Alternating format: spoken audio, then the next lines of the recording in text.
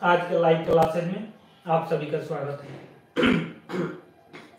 आज हम लोग इस क्लास में सीटेट, टेट या चाहे आप किसी भी टीचिंग एग्जाम की तैयारी क्यों न कर रहे हैं, सबके लिए महत्वपूर्ण टॉपिक और महत्वपूर्ण सब्जेक्ट सीडीपी से संबंधित महत्वपूर्ण टॉपिक इसमें होगा शैशवावस्था, बाल्यावस्था से लेकर प्रौढ़ावस्था तक सभी अवस्थाओं के बारे में संपूर्ण जानकारी अध्ययन प्राप्त करेंगे, जो आपके सभी टीचिंग एग्जाम के लिए महत्वपूर्ण है। इनसे सबसे अधिक आपके टीचिंग एग्जाम्स में क्वेश्चन पूछे जाते हैं। तो चलिए अब हम लोग इस क्लास को स्टार्ट करते हैं।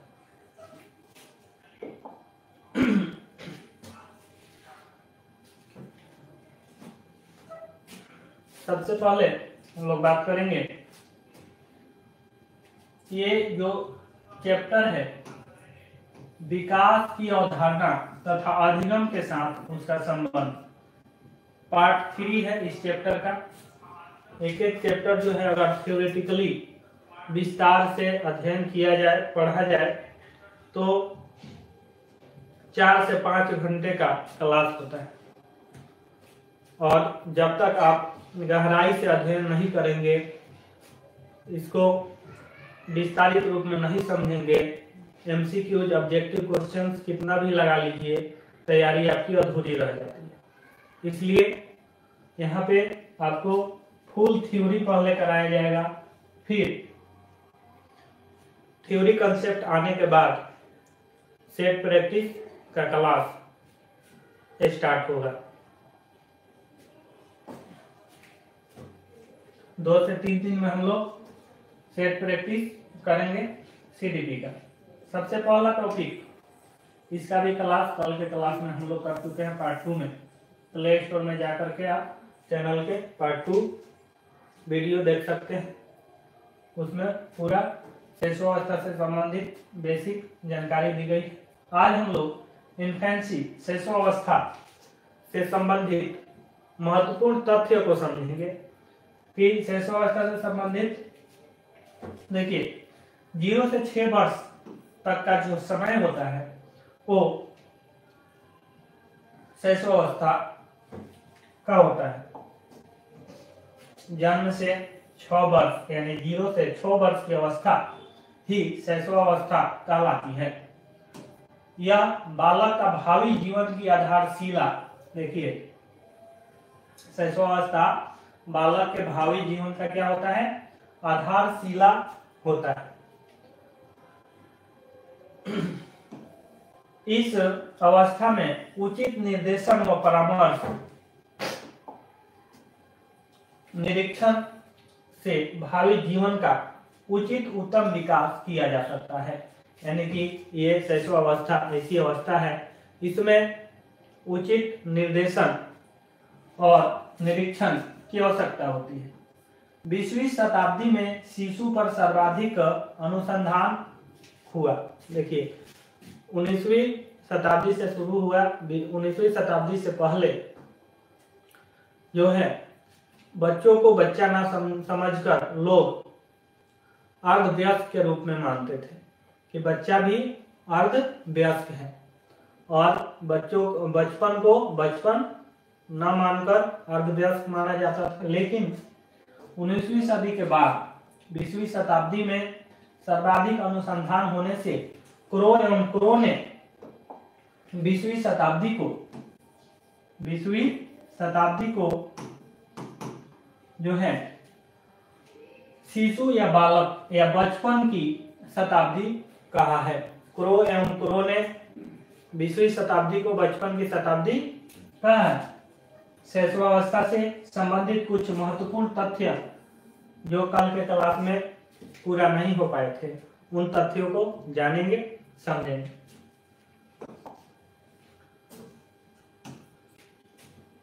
शैशवावस्था को स्वार्थी व स्वकेंद्रित, यानी कि कौन सी अवस्था है जिसे स्वार्थी व स्वकेंद्रित बच्चे जो होते हैं स्वार्थी होते हैं उस अवस्था में, और स्व केंद्रित तो वो है शैशवावस्था। खिलौनों की अवस्था यानी कि खिलौनों की आयु कौन सी है? शैशवावस्था। आत्म प्रेम की भावना, ये भी शैशवावस्था। फिर आपको क्वेश्चन में देखने को मिलेंगे मूल प्रवृत्त्यात्मक व्यवहार की अवस्था शैशवावस्था, कल्पना जगत में विचरण करने की अवस्था शैशवावस्था, अतार्किक चिंतन की अवस्था। ऐसे चिंतन होते हैं शैशवावस्था में शिशुओं के अंदर कि जो अतार्किक होते हैं, उसमें कोई तर्क नहीं होता है। अतार्किक चिंतन की अवस्था शैशवावस्था को ही कहते हैं। संस्कारों के विकास की अवस्था की बात करें क्वेश्चन में यदि, तो संस्कारों के विकास की बात करें तो भी है शैशवावस्था। फिर जीवन का सबसे महत्वपूर्ण काल शैशवावस्था। नैतिकता का अभाव, कौन सा काल है जिसमें नैतिकता का अभाव होता है? तो शैशवावस्था एक ऐसा काल है जिसमें नैतिकता की अभाव होती है। सीखने का आदर्श काल किसे कहा गया है? सीखने का आदर्श काल शैशवावस्था को कहा गया है। अब बात करेंगे भावी जीवन की आधारशिला कौन सी अवस्था है? शैशवावस्था। अनुकरण द्वारा सीखने की अवस्था, अनुकरण द्वारा सीखने की अवस्था शैशवावस्था। क्षणिक संवेगों की अवस्था, क्षणिक संवेगों की अवस्था की बात करें यदि प्रश्न में, तो भी शैशवावस्था ही हुआ। सीखने की स्वर्ण काल, ध्यान दीजिएगा इंपॉर्टेंट पॉइंट है। सीखने का स्वर्ण काल जो होता है वो कौन सा है? तो शैशवावस्था।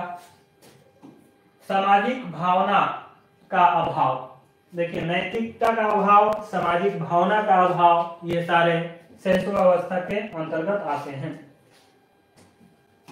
उत्तम शिक्षण विधियां, किंडरगार्टन, खेल व मॉन्टेसरी विधि। सबसे उत्तम शिक्षण विधि जो है इस अवस्था की, शैशवावस्था की, वो किंडरगार्टन विधि है, खेल व मॉन्टेसरी विधि है।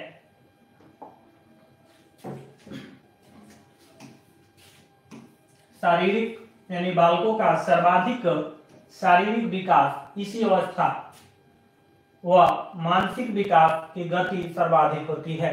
शैशवावस्था में जो है शारीरिक विकास व मानसिक विकास की गति सबसे अधिक होती है। जन्म के समय शिशु में कोई संवेग नहीं होता है, यानी उसको कोई संवेग कहने का मतलब पीड़ा का अभाव नहीं होता है, वह केवल उत्तेजना का अनुभव करता है। सिगमंड फ्रायड के अनुसार शैशवावस्था में काम प्रवृत्ति होती है। सिगमंड फ्रायड के अनुसार शैशवावस्था में काम प्रवृत्ति होती है। जन्म के 30 घंटे तक शिशु की नेत्र इंद्रियां कार्य नहीं करती है, यानी कि जन्म के 30 घंटे तक जो है नेत्र की, शिशु की जो नेत्र इंद्रियां होती हैं, आंख की इंद्रियां होती हैं, वो जन्म के 30 घंटों तक कार्य नहीं करती है। प्रसिद्ध मनोवैज्ञानिक वैलेंटाइन, प्रसिद्ध मनोवैज्ञानिक है वैलेंटाइन ने इस अवस्था को सीखने का आदर्श काल कहा है।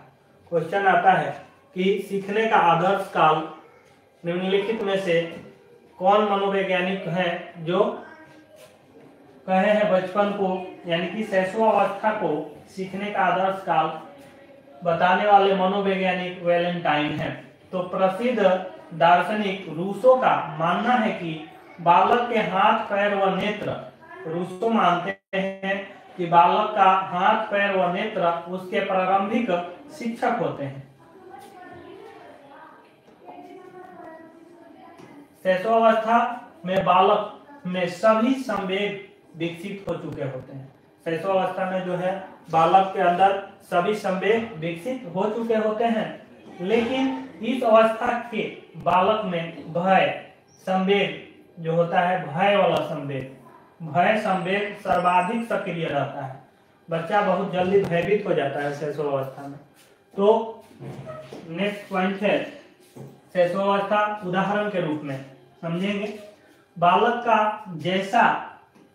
को जैसा हम सिखाएंगे वह वैसा ही सीखेगा।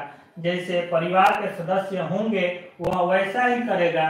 जैसी एक्टिविटी बालक के सामने आप कीजिएगा वह वैसे ही करेगा, चाहे वह सही हो या गलत। इसमें बहुत सारे एक्सपेरिमेंट भी हो चुके हैं। अर्थात बच्चे जो होते हैं अनुकरण के द्वारा सीखते हैं, यानी बच्चों में अनुकरण की प्रवृत्ति पाई जाती है।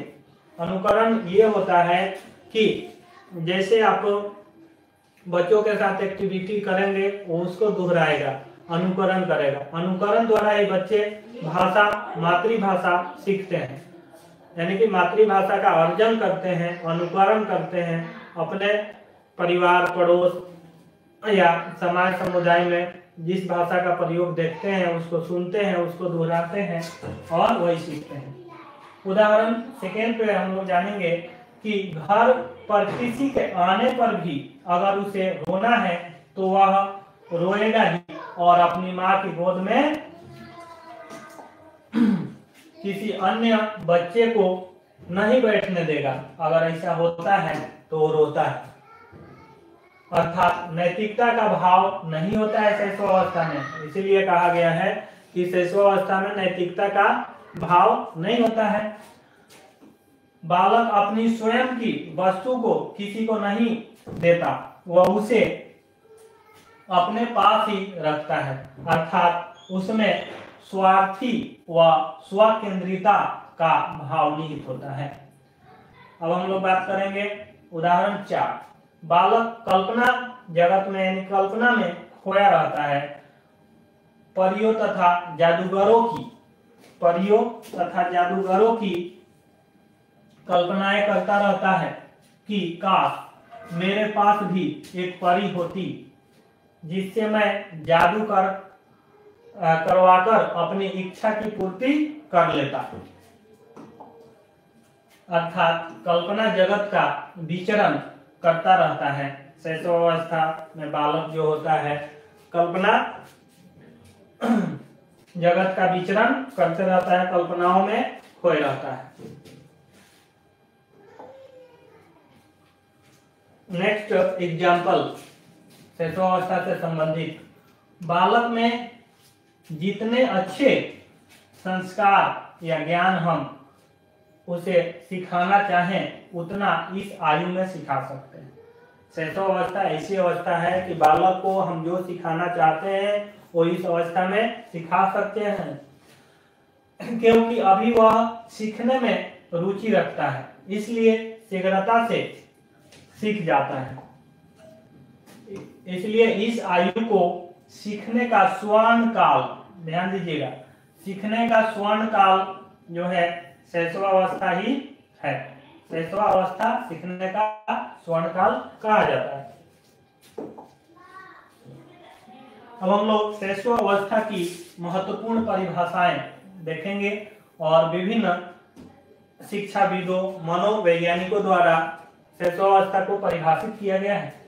फ्रायड के अनुसार मनुष्य को जो कुछ बनना है वो 4 से 5 वर्षों में बन जाता है। फ्रायड कहते हैं कि मनुष्य को जो कुछ बनना होता है वो 4 से 5 वर्षों में बन जाता है। वैलेंटाइन के अनुसार शैशवावस्था सीखने का आदर्श काल है। क्वेश्चन इससे पूछा जाता है परीक्षा में कि शैशवावस्था सीखने का आदर्श काल है, यह कथन किनका है? ऑप्शन आपके सामने रहेगा, तो याद रखिएगा वैलेंटाइन ने कहा था शैशवावस्था सीखने का आदर्श काल है। गुडएनफ के अनुसार व्यक्ति का जितना भी मानसिक विकास होता है उसका आधा 3 वर्ष की आयु में हो जाता है।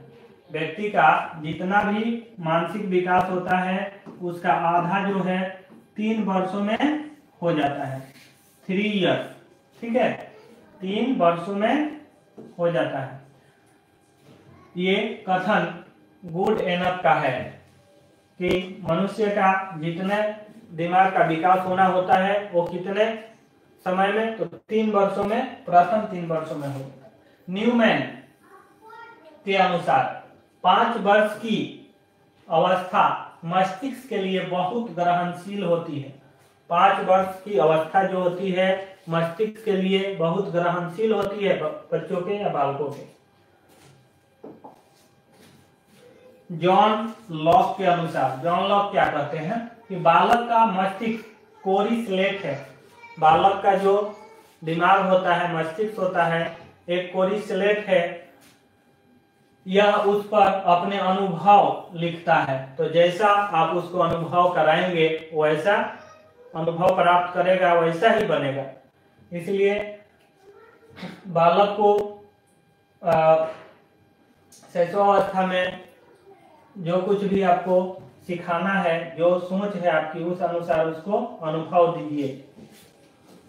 बिर्जेस के अनुसार 2 वर्ष तक की उम्र तक बालक में लगभग सभी संवेगों का विकास हो जाता है। 2 वर्ष तक जो होता है, 2 वर्ष बालक जब हो जाता है तो 2 वर्ष होते होते उसमें सभी संवेगों का विकास हो जाता है। ध्यान देने योग्य बातें, माता के गर्भ से बाहर आने पर शिशु बाहरी वातावरण के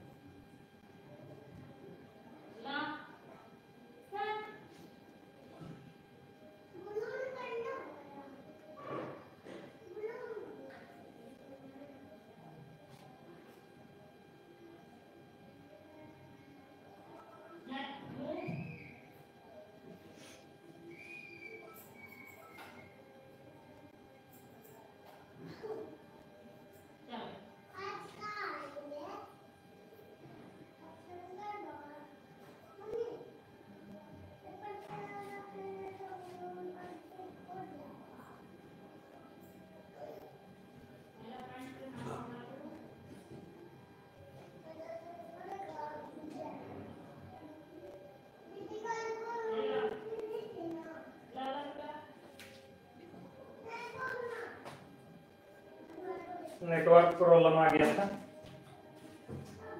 क्लास को हम लोग जारी रखेंगे।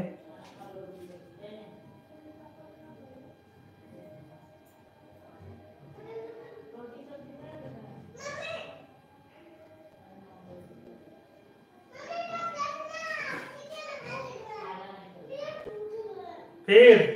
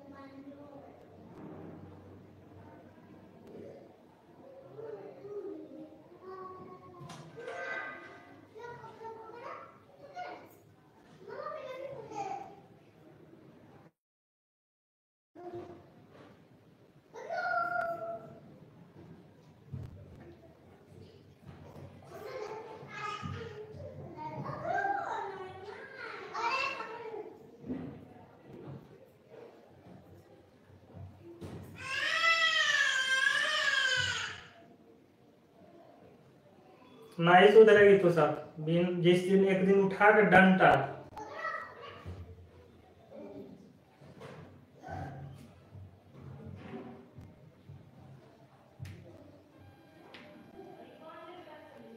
चलिए क्लास को कंटिन्यू करते हैं। जीवन का अनोखा काल बाल्यावस्था है। कॉल एवं ब्रूस ने इसे कहा था। जीवन का निर्माणकारी काल सिगमंड फ्रायड के द्वारा कहा गया। बाल्यावस्था को प्रतिद्वंदात्मक समाजीकरण का काल। किलपैट्रिक ने सर्वाधिक सामाजिक विकास जो है इसी काल में होता है। बाल्यावस्था की बात की जा रही है।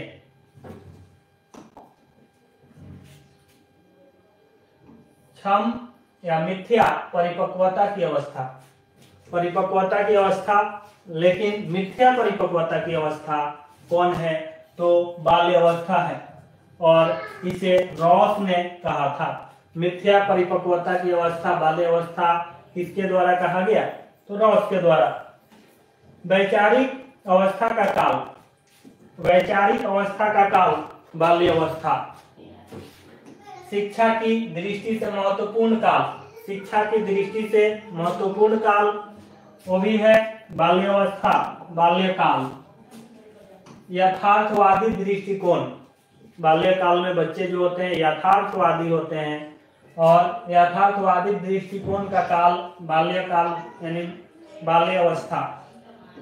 समलिंगीय समूह भावना, समलिंगीय समूह भावना का मतलब हुआ कि सेम लिंग वाले बच्चे यानी कि लड़के लड़कों के साथ घूमना रहना पसंद करते हैं, लड़की लड़की के। खेल की आयु जो है वो बाल्यावस्था ही है। खेल की आयु, इसको गेम एज भी कहा जाता है, इंपॉर्टेंट है।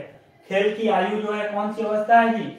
तो खेल की आयु बाल्यावस्था है। समूह या दल या टोली, समूह दल टोली यानी कि गैंग एज, गैंग एज और गेम एज दोनों जो है वो बाल्यावस्था है। गैंग एज, गेम एज, कौन अवस्था? बाल्यावस्था। याद रखिएगा, इंपॉर्टेंट है। प्रारंभिक विद्यालय की अवस्था। प्रारंभिक विद्यालय कहने का मतलब जब बच्चा 6 साल का होता है तो विद्यालय जाता है। ऐसे भी आरटीई 6 से 14 वर्ष के बच्चों के लिए निःशुल्क शिक्षा, अनिवार्य शिक्षा प्रदान करती है। राइट टू एजुकेशन जो है आरटीई। अब प्रारंभिक विद्यालय की अवस्था कौन सी अवस्था है जी? तो बाल्यावस्था। फिर बात करेंगे हम लोग नेक्स्ट पॉइंट, बिना काम के भ्रमण यानी बिना काम के घूमते रहना जो है, ऐसी प्रवृत्ति कौन सी अवस्था में पाई जाती है? बिना काम इधर उधर घूमते रहना तो भी बाल्यावस्था। बहिर्मुखी स्वभाव, बहिर्मुखी स्वभाव जो होता है वो भी बाल्यावस्था में होता है। संग्रहण यानी कि संग्रह करने की प्रवृत्ति या संचय करने की प्रवृत्ति। संग्रह या संचय की बात करें तो बच्चे जो होते हैं इस काल में किसी भी वस्तु का संग्रहण करना पसंद करते हैं। जैसे आप लोग आसपास देखे होंगे, माचिस की डिब्बी को फाड़ फाड़ के उसको कार्ड यानी ताश के पत्ते जैसा यूज करते हैं बच्चे, गड्डी बना बना कर रखते हैं। और एक ही जैसे सिक्के, जैसे 5 के नए सिक्के या 10 के अभी 20 के सिक्के का संग्रहण करते हैं बालक। नैतिक गुणों का विकास, नैतिक गुणों का विकास कौन सी अवस्था में होता है? तो बाल्यावस्था में नैतिक गुणों का विकास होता है। कल्पना शक्ति एवं अमूर्त चिंतन की बात करी जा रही है यहाँ पे। कल्पना शक्ति और अमूर्त चिंतन के प्रारंभ का काल। कल्पना शक्ति और अमूर्त चिंतन, देखिए ये अमूर्त चिंतन और मूर्त चिंतन। मूर्त यानी कि जो चीजें हमारे सामने हैं और उसके बारे में सोच रहे हैं, उसकी व्याख्या कर रहे हैं, तो मूर्त हो गया। अमूर्त कहने का मतलब है जो सामने नहीं है लेकिन वो हमारे मन में है कि वो अस्तित्व में है, वो वस्तु है, ठीक है, तो अमूर्त चिंतन हो गया। मूर्त और अमूर्त पे भी आपको एक क्लास है मेरा चैनल पे, उसको देख सकते हैं विस्तारित रूप में। शारीरिक व मानसिक विकास में स्थिरता आ जाती है बाल्यावस्था में। शारीरिक और मानसिक विकास में स्थिरता बाल्यावस्था में आती है। कौन सी अवस्था है जिसमें शारीरिक और मानसिक विकास में स्थिरता आती है? तो वो होगा बाल्यावस्था।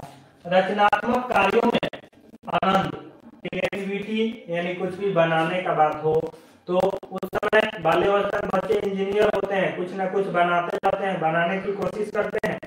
तो इसलिए इस काल में जो है बच्चे रचनात्मक होते हैं, अर्थात बालक में सृजनशीलता, क्रिएटिविटी के गुण पाए जाते हैं। फिर मूर्त यानी कि प्रत्यक्ष, मूर्त प्रत्यक्ष, अमूर्त अप्रत्यक्ष, वही बोल रहे थे ना, जो सामने है यानी कि प्रत्यक्ष मूर्त है, अमूर्त तो है जो सामने नहीं है। गणित की जितनी अवधारणाएं हैं, कंसेप्ट है, वो सब अमूर्त है। जैसे जोड़ के लिए ये साइन होता है तो ये भी अमूर्त है। जोड़ते हैं हम लोग 5 में 3 8 बोल देते हैं जोड़कर, ये भी अमूर्त है। मूर्त कब होगा? जब 5 वस्तु कोई हो आपके सामने, उसमें 3 वस्तु ऐसे सेम वस्तु ऐड करें तो मूर्त होगा। तो मूर्त यानी प्रत्यक्ष चिंतन की अवस्था बाल्यावस्था। बाल्यावस्था में बालक में सबसे कम कामुकता पाई जाती है। बालक भय युक्त रहता है। बालक जो है भय युक्त रहता है।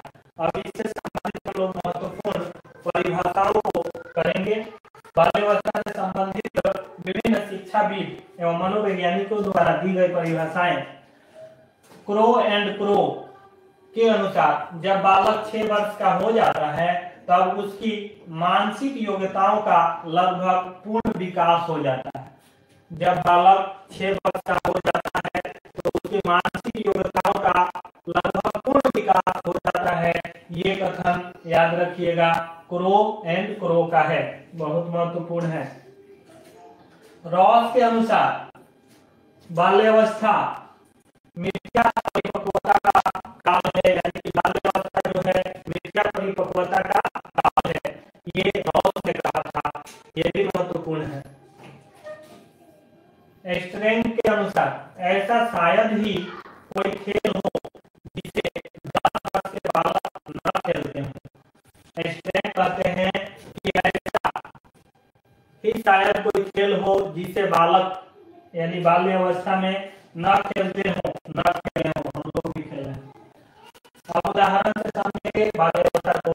लड़का लड़के के साथ और लड़की के साथ खेलना व रहना पसंद करते हैं। इस अवस्था में बाल्य अवस्था में इस अवस्था में समलैंगिक भावना अधिक रहती है। बाल्यावस्था में समलैंगिक भावना जो है अधिक रहती है। सेकेंड उदाहरण है, बालक इस अवस्था में स्वयं को परिपक्व या समझदार दिखाने की कोशिश करता है। बाल्यावस्था में जो बच्चा होता है वो इस समय अपने आप को स्वयं को परिपक्व और समझदार दिखाने का कोशिश करता है, इसलिए इसे मिथ्या परिपक्वता का काल कहा गया है। देखिए, बालक कौन सी अवस्था में स्वयं को परिपक्व या समझदार दिखाने की कोशिश करता है, जिसके कारण उस काल को मिथ्या परिपक्वता का काल कहा गया है। तो याद रखिएगा, बाल्य अवस्था ऑप्शन में रहेगा। लड़के पुराने सिक्के, कांच की गोलियां आदि एकत्रित करते हैं तथा लड़कियां गुड़िया, कलर, चूड़ियां आदि एकत्रित करती है। अर्थात इस आयु में बालक में संग्रह की प्रवृत्ति पाई जाती है। इससे पहले हम लोग पढ़े थे संग्रहण करने की प्रवृत्ति। सरकार ने भी विद्यालय की प्रारंभिक आयु जो है 6 वर्ष, सरकार के द्वारा विद्यालय की जो है प्रारंभिक आयु 6 वर्ष मानी गई है। इसलिए सही मायनों में प्रारंभिक विद्यालय की आयु जो होता है बाल्यावस्था ही कहलाता है। याद रखिएगा, इंपॉर्टेंट है। पूर्व प्राथमिक विद्यालय की आयु 3 से 6 वर्ष। पूर्व प्राथमिक विद्यालय जो होता है उसका आयु 3 से 6 वर्ष, जैसे आंगनबाड़ी आदि, अर्थात शैशव अवस्था होती है। प्रारंभिक पूर्व प्राथमिक विद्यालय, प्रारंभिक विद्यालय की बात करें तो 6 वर्ष के बाद, यानी कि बाल्यावस्था। अब हम लोग जानेंगे इसमें एडोलसेंस 12 से 18 वर्ष तक जो होता है किशोरावस्था। किशोरावस्था के बारे में विभिन्न तथ्यों को जानेंगे, महत्वपूर्ण तथ्यों को जानेंगे। एडोलसेंस शब्द की उत्पत्ति लैटिन शब्द एडोल्सियर से हुई है, जिसका अर्थ है परिपक्वता की ओर बढ़ना। एडोलसेंस का मतलब होता है परिपक्वता की ओर बढ़ना, और एडोलसेंस शब्द जो है लैटिन का शब्द एडोल्सियर से लिया गया है, और एडोल्सियर का ही अर्थ होता है परिपक्वता की ओर बढ़ना। स्टैनली हॉल ने एडोलसेंस नामक पुस्तक 1904 में प्रकाशित किया था। 1904 में स्टैनली हॉल ने एडोलसेंस नामक पुस्तक प्रकाशित की थी।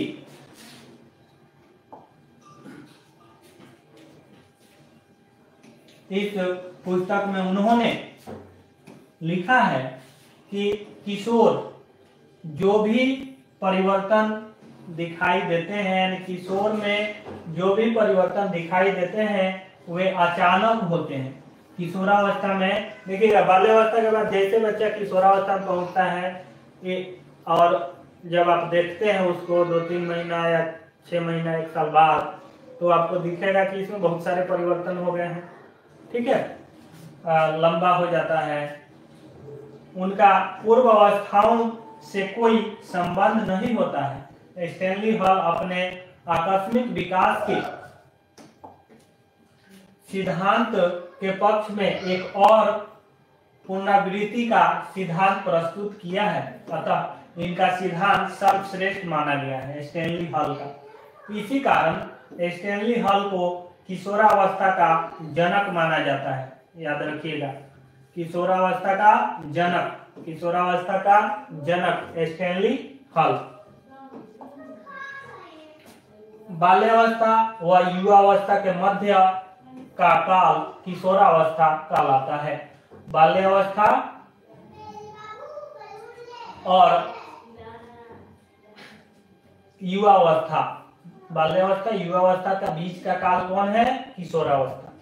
इस काल में बालक परिपक्वता की ओर संक्रमण यानी प्रवेश, ये पेडागोजिकल शब्द है, संक्रमण प्रवेश करते हैं। अतः किशोरावस्था वह अवस्था है जिसमें बालक परिपक्वता की ओर अग्रसर होता है तथा जिसकी समाप्ति पर वह पूर्ण परिपक्व व्यक्ति बन जाता है।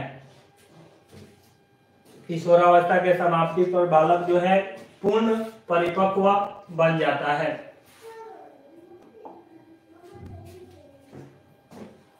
पूर्व किशोरावस्था, इसी को वयः संधि कहा गया है। पूर्व किशोरावस्था जो है यही वयः संधि है, याद रखेंगे, इंपॉर्टेंट है। वयः संधि से ही प्रश्न पूछे जाते हैं, यानी कि पूर्व किशोरावस्था करके नहीं, वयः संधि यूज होता है। 11 से 15 वर्ष इसे द्रुत एवं तीव्र विकास का काल कहा गया है। अटपटे व समस्याओं की आयु इसे ही कहा गया है। तूफान व उलझन की अवस्था जो है वो किशोरावस्था है। तूफान व उलझन की अवस्था किशोरावस्था।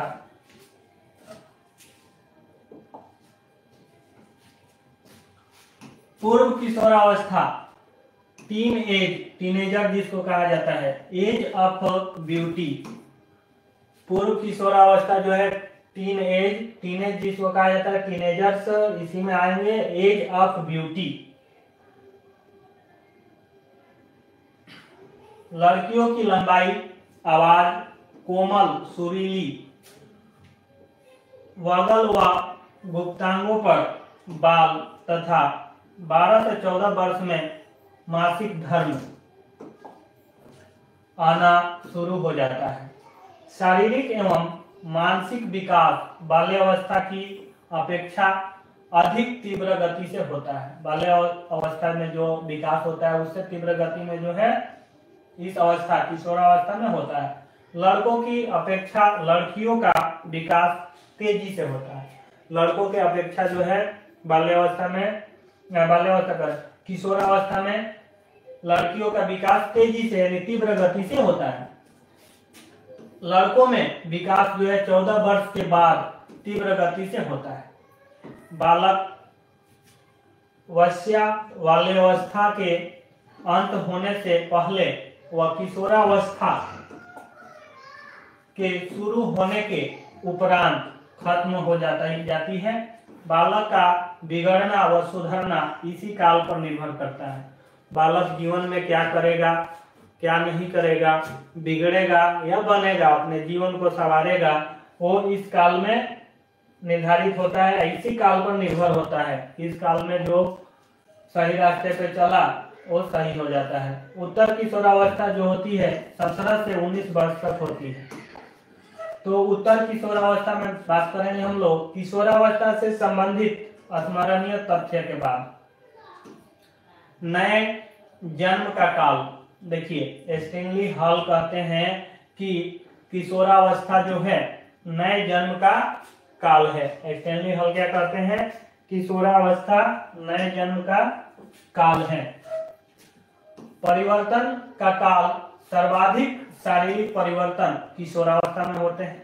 इसमें सबसे अधिक जो है शारीरिक परिवर्तन देखने को मिलेगा। लड़कों में दाढ़ी मूछें आने लगती है। दबाव, तूफान, संघर्ष एवं तनाव, टेंशन का काल स्टैनली हॉल ने कहा है किशोरावस्था से। जीवन का सबसे कठिन काल किशोरावस्था। संक्रमण तथा परिवर्ती अवस्था किशोरावस्था। विशिष्टता को खोज का समय, विशिष्टता की खोज का जो समय होता है वो भी किशोरावस्था का काल होता है। किसी भी विशिष्ट चीज को इस काल में बालक खोजता है।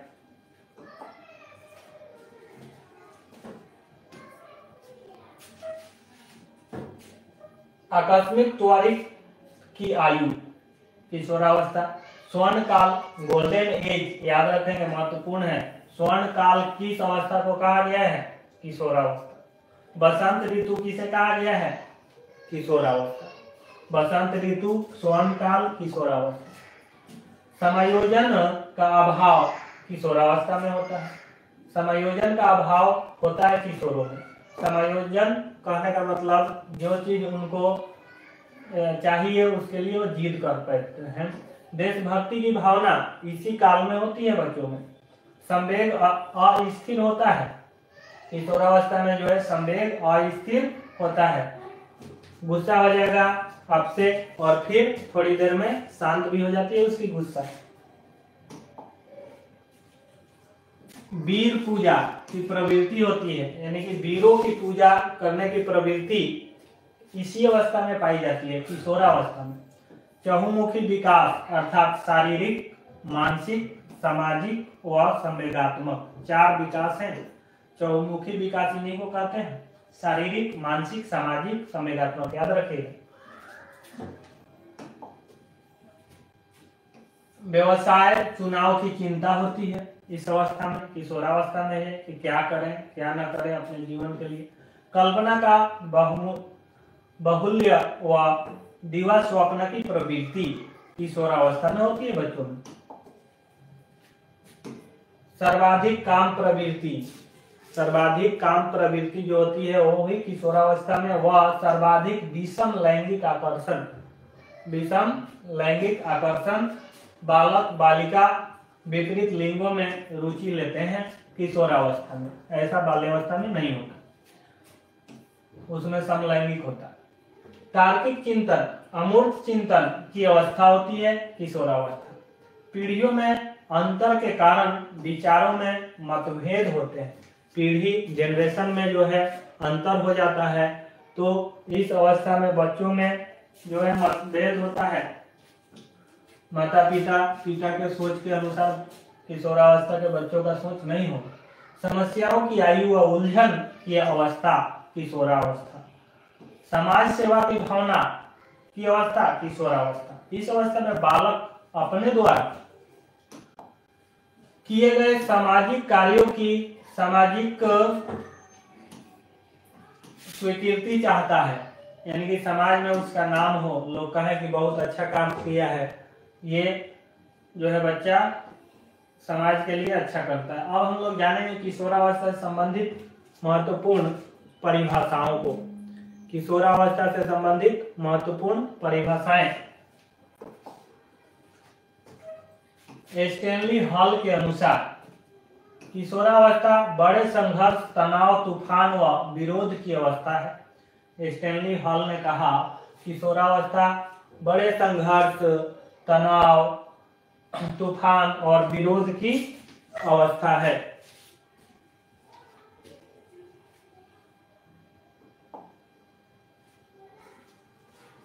रॉस के अनुसार किशोर समाज सेवा के आदर्शों का निर्माण व पोषण करता है। किशोर जो होता है वो समाज सेवा के आदर्शों का निर्माण व पोषण करता है किशोर अवस्था में। फिर हम लोग वैलेंटाइन के अनुसार जानेंगे किशोर अवस्था की परिभाषा।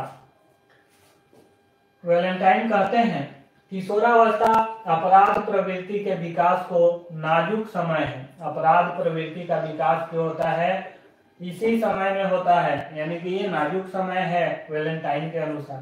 किलपैट्रिक के अनुसार किशोरावस्था जीवन का सबसे, किलपैट्रिक कहते हैं कि किशोरावस्था जीवन का सबसे कठिन काल है। क्रो एवं क्रो कहते हैं कि किशोर ही वर्तमान की शक्ति और भावी आशा को प्रस्तुत करता है। किशोर ही वर्तमान की शक्ति और भावी आशा को प्रस्तुत करता है। ये कथन जो है क्रो एवं क्रो का है। क्रो एवं क्रो। जराशील्ड के शब्दों में किशोरावस्था को परिभाषित किया गया है। किशोरावस्था वह समय है जिसमें विचारशील व्यक्ति बाल्यावस्था से परिपक्वता की ओर संक्रमण यानी प्रवेश, संक्रमण मीन्स प्रवेश करता है। कॉल व ब्रूस के अनुसार किशोरावस्था के आगमन का मुख्य चिन्ह संवेगात्मक विकास में तीव्र परिवर्तन, संवेगात्मक विकास में तीव्र परिवर्तन यानी किशोरावस्था का आगमन कॉल और ब्रूस के अनुसार। जॉन्स के अनुसार किशोरावस्था शैशवावस्था की पुनरावृत्ति का काल होता है। हैंडो कमेटी के अनुसार 11 या 12 वर्ष की आयु में बालक की नसों में ज्वार उठना प्रारंभ हो जाता है। इसे किशोरावस्था के नाम से जाना जाता है, ज्वार भाटा की अवस्था। यदि इस ज्वार का समय पहले उपयोग कर लिया जाए और इसकी शक्ति तथा धारा के साथ साथ नई यात्रा आरंभ कर दी जाए तो सफलता प्राप्त की जा सकती है। किशोरावस्था में जो बच्चा टारगेट अपना सेट करता है, लक्ष्य निर्धारित करता है, उसको सही दिशा मिले, सही मार्गदर्शन मिले तो प्राप्त कर सकता है। उदाहरण से हम लोग समझेंगे। इस अवस्था में बालक में देशभक्ति की भावना जोर शोर से रहती है, क्योंकि संवेग जल्दी उत्पन्न होते हैं तथा जल्दी ही स्वतः खत्म भी हो जाते हैं किशोरावस्था में। इस अवस्था में संवेग अस्थिर होते हैं। नेक्स्ट उदाहरण, इस अवस्था में बालक किसी प्रसिद्ध व्यक्ति या विद्वान को अपना आदर्श मानता है तथा उनके जैसा कार्य करना चाहता है। अपने आप को ढालने की कोशिश, उन्हीं के जैसा अपने आप को बनाना चाहता है।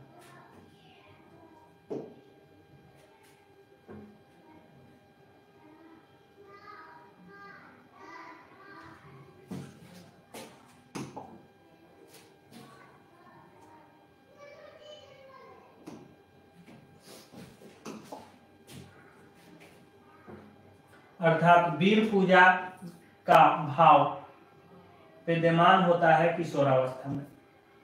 कुछ बालक विशिष्ट दिखने के लिए अलग अलग हेयर स्टाइल व वेशभूषा का चयन करते हैं, जैसे बालों में फलों की आकृति, अनानास, एप्पल अलग अलग कलर करना, पशु पक्षियों की आकृति में बाल कटवाना आजकल देखने को मिलता है, कहीं कहीं आपको भी मिलेगा। अर्थात विशिष्ट दिखने का भाव किशोरावस्था में विद्यमान रहता है। ये सारे जो है थ्योरी बहुत महत्वपूर्ण है। इन्हीं थ्योरी से एक टॉपिक से 16 तरह से प्रश्न बनाए जाते हैं आपके टीचिंग एग्जामों में। तो थ्योरी को पढ़ना समझना सबसे महत्वपूर्ण है। तभी जो है आप जब लेक्चर सुने रहिएगा, देखे रहिएगा, पढ़े रहिएगा, तो सभी प्रश्नों का जवाब सही से दे पाइएगा। कितना प्रश्न रखिएगा। इस आयु में कुछ बातें ऐसी भी होती है जो मन को बहुत अच्छी लगती है, जैसे किसी लड़की को पसंद करना तथा उसे जीवन साथी के रूप में चुनने की सोचना, और किशोर एक दूसरे से ऐसी बातें भी करते हैं। उसके साथ घूमना फिरना, अर्थात उसके लिए यह बसंत ऋतु के समान ही होता है, इसलिए इसको किशोरावस्था को क्या कहा गया है, बसंत ऋतु या बसंत का। इस आयु में बालकों को व्यवसाय की चिंता भी होती है, साथ ही साथ शादी की चिंता भी होती है, जीवन साथी की चिंता भी होती है। इसलिए इस आयु को समस्याओं की आयु, उलझन की आयु कहा गया है। एक एक पॉइंट को यहाँ पे स्पष्ट किया गया है, जिससे आपको कोई परेशानी ना हो। और ये नोट्स जो है आप काव्य एकेडमी एप्लीकेशन को डाउनलोड करके और गूगल प्ले स्टोर से डाउनलोड करना है, और वहां से सारे नोट्स, सारे लेक्चर वीडियो के नोट्स प्राप्त कर सकते हैं।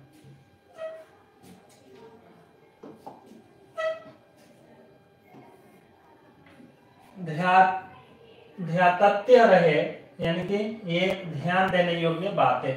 शारीरिक विकास में सबसे पहले नाड़ी संस्थान, नर्वस सिस्टम, तंत्रिका तंत्र की बात करता है, का विकास होता है। नाड़ी यानी तंत्रिका तंत्र या नर्वस सिस्टम। वयः संधि में शारीरिक वृद्धि की गति पुनः एक बार तीव्र हो जाती है, इसलिए इसे प्यूबर्टी ग्रोथ स्पर्ट भी कहा जाता है। किशोरावस्था के विकास के सिद्धांत को हम लोग जानेंगे। Principles of adolescence, principles of development of adolescence. पहला प्रिंसिपल क्या है, जो त्वरित विकास का सिद्धांत। इस सिद्धांत के समर्थन में स्टैनली हॉल ने कहा है, इसके अनुसार शैशवावस्था व बाल्यावस्था में अचानक कोई परिवर्तन नहीं होते, जबकि किशोरावस्था में जो भी परिवर्तन होते हैं वे अकस्मात होते हैं, अचानक होते हैं। कर्मिक विकास का सिद्धांत, कर्मिक विकास का सिद्धांत। इस सिद्धांत के समर्थन में थर्नडाइक व हॉलिंगवर्थ ने समर्थन करते हुए कुछ बातें बोली है। इनके अनुसार किशोरावस्था में जो भी परिवर्तन होते हैं वो एकदम न होकर धीरे धीरे क्रमानुसार होते हैं, क्रम के अनुसार। विकास को प्रभावित करने वाले कारक, फैक्टर्स आर अफेक्टिंग डेवलपमेंट। अब हम लोग जानेंगे, ये भी सब टॉपिक है, विकास को प्रभावित करने वाले कारक। फैक्टर्स ऑफ चाइल्ड डेवलपमेंट, विकास को प्रभावित करने वाले कारक। देखिए, विकास को अनेक कारक प्रभावित करते हैं। इनमें से कुछ कारक स्वतंत्र रूप से शारीरिक विकास को प्रभावित करते हैं तथा कुछ कारक की पारस्परिक अंतःक्रियाएं शारीरिक विकास को प्रभावित करती है। इसी प्रकार से कुछ कारक स्वतंत्र रूप से बालक के मानसिक विकास को भी प्रभावित करते हैं तथा कुछ कारक ऐसे होते हैं जो पारस्परिक अंतःक्रियाएं बालकों के मानसिक विकास को प्रभावित करती है। कुछ प्रमुख कारक यहाँ पे दिए गए हैं। सबसे पहला इम्पोर्टेंट फैक्टर जो है, जो डेवलपमेंट को इफेक्ट डालता है, प्रभावित करता है, वो है हेरिडिटी यानी वंशानुक्रम। डिंकमेयर, डीसी डिंकमेयर 1965 यानी कि डिंकमेयर के अनुसार वंशानुगत कारक, वंशानुक्रम, हेरिडिटी वे जन्मजात विशेषताएं हैं जो बालक में जन्म के समय ही पाई जाती है। यानी कि हेरिडिटी जो होती है ये बालक जब जन्म लेता है उसी समय उसमें पाई जाती है। प्राणी के विकास में वंशानुक्रम शक्तियां प्रधान तत्व होने के कारण प्राणी के मौलिक स्वभाव और उनके जीवन चक्र की गति को नियंत्रित करती है। इन वंशानुक्रम तत्वों को प्राणी की संरचना और संरचनात्मक कहेंगे और क्रियात्मकता से संबंधित संपत्ति और ऋण समझना चाहिए, क्योंकि इन्हीं तत्वों की सहायता से प्राणी अपने विकास की जन्मजात तथा अर्जित क्षमताओं का उपयोग कर पाता है। प्राणी का रंग, रूप, लंबाई, अन्य शारीरिक विशेषताएं, बुद्धि, तर्क, स्मृति तथा अन्य मानसिक योग्यताओं का निर्धारण वंशानुक्रम हेरिडिटी के द्वारा होता है। वंशानुक्रम का प्रभाव जीवन के प्रारंभ के समय अर्थात गर्भाधान के समय ही नहीं पड़ता है, बल्कि इसका प्रभाव जीवन प्रयत्न चलता रहता है। माता के रज और पिता के बीज कणों में बालक का वंशानुक्रम निहित होता है। गर्भधान के समय जीन्स जो होते हैं भिन्न भिन्न प्रकार से संयुक्त होते हैं। ये जीन्स ही वंशानुक्रम के वाहक होते हैं। जीन्स वंशानुक्रम के वाहक कौन? तो जीन्स। अतः एक ही माता पिता की संतानों में भिन्नता दिखाई देती है जीन्स के कारण। यह भिन्नता का नियम लॉ ऑफ वेरिएशन कहलाता है। प्रतिगमन के नियम लॉ ऑफ रेग्रेशन के अनुसार प्रतिभाशाली माता पिता की संतानें दुर्बल बुद्धि की हो सकती है।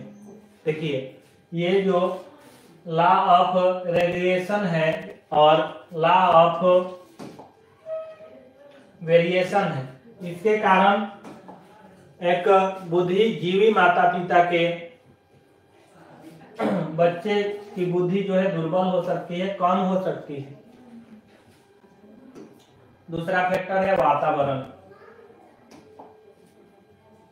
देखिए वातावरण का प्रभाव बच्चों पर पड़ता है, परिस्थितियां आदि सम्मिलित है जिसमें वातावरण जो प्राणी के व्यवहार, शारीरिक और मानसिक विकास को प्रभावित करती है। भौतिक तथा मनोवैज्ञानिक दोनों प्रकार का वातावरण बालक या व्यक्ति के शारीरिक और मानसिक विकास को प्रभावित करता है। अन्य क्षेत्रों के वातावरण की अपेक्षा बालक के घर का वातावरण उसके विकास को सबसे अधिक महत्वपूर्ण ढंग से प्रभावित करता है।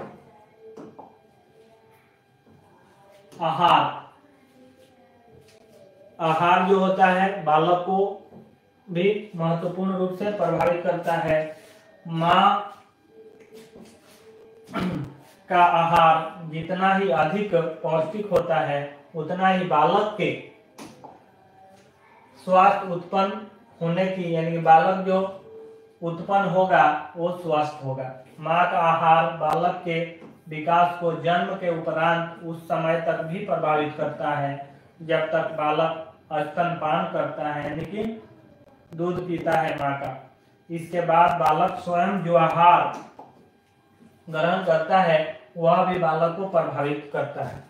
कहा जाता है कि स्वस्थ मस्तिष्क में स्वस्थ शरीर में स्वस्थ मस्तिष्क का विकास होता है। रोग बीमारी जो होते हैं ये भी बालक को प्रभावित करते हैं, उसके विकास को प्रभावित करते हैं, चाहे वो शारीरिक विकास हो या मानसिक विकास।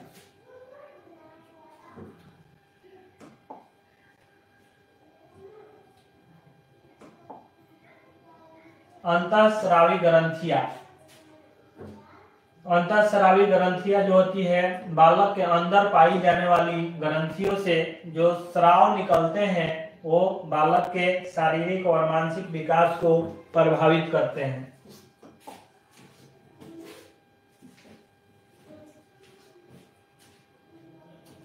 व्यवहार को महत्वपूर्ण ढंग से प्रभावित करते हैं। साथ ही साथ पैराथायराइड ग्रंथियों से जो स्राव निकलता है वह उसकी हड्डियों का विकास निर्भर करता है, यानी कि हड्डियों के विकास पर। साथ ही साथ दांतों का विकास भी इस ग्रंथि से संबंधित होता है। बालक के संवेगात्मक व्यवहार और शांतचित्तता को भी इस ग्रंथियों के स्राव प्रभावित करते हैं। बालक की लंबाई का संबंध थायराइड ग्रंथि से होता है, इंपॉर्टेंट है। बालक के लंबाई का संबंध जो है थायराइड ग्रंथि के स्राव से होता है। पुरुष तत्व के लक्षणों जैसे दाढ़ी, मूछ और पुरुषों जैसी आवाज तथा नारी के लक्षणों का विकास जनन ग्रंथियां गोनैड ग्लैंड्स पर निर्भर करता है। अब बुद्धि जो है ये भी इंटेलिजेंस बालक के विकास को प्रभावित करता है। बालक की बुद्धि भी एक महत्वपूर्ण कारक है उसके विकास को प्रभावित करने के लिए। बालक के शारीरिक और मानसिक विकास को प्रत्यक्ष या अप्रत्यक्ष रूप से उसकी बुद्धि प्रभावित करती है। अध्ययनों से यह स्पष्ट हुआ है कि तीव्र बुद्धि वाले बालकों का विकास मंद बुद्धि वाले बालकों की अपेक्षा तीव्र गति से होता है। दुर्बल बुद्धि वाले बालकों में बैठना, चलना, बोलना, दौड़ना यही सब तो विकास है, डेवलपमेंट है। तथा अन्य कौशलों का विकास तीव्र बुद्धि वालों की अपेक्षा मंद गति से होता है, यानी कि जिनकी बुद्धि तीव्र नहीं होती है उनका ये विकास भी तीव्र नहीं होता है, तीव्र बुद्धि वालों की अपेक्षा मंद होता है। तथा विभिन्न विकास प्रतिमान अपेक्षाकृत अधिक आयु स्तरों पर पूर्ण होते हैं। देखिएगा कुछ बच्चे जो हैं 12 से 13 महीने में खड़ा होना, चलना सीखने चलने के लिए सीखना प्रारंभ कर देते हैं और कुछ बच्चे 2 साल 2.5 साल तक सही से नहीं चल पाते हैं। यौन भेदों का भी शारीरिक और मानसिक विकास पर बहुत प्रभाव पड़ता है। जन्म के समय लड़कियां लड़कों की अपेक्षा कम लंबी उत्पन्न होती है, परंतु वयःसंधि अवस्था के प्रारंभ होते ही लड़कियों में परिपक्वता के लक्षण लड़कों की अपेक्षा जल्दी दिखने लगते हैं। लड़कों की अपेक्षा लड़कियों का मानसिक विकास भी कुछ पहले पूर्ण हो जाता है, नहीं जल्दी हो जाता है। इस प्रकार के अध्ययन परिणामों के आधार पर यह निष्कर्ष निकाला जा सकता है कि यौन का भी शारीरिक और मानसिक विकास पर प्रभाव पड़ता है।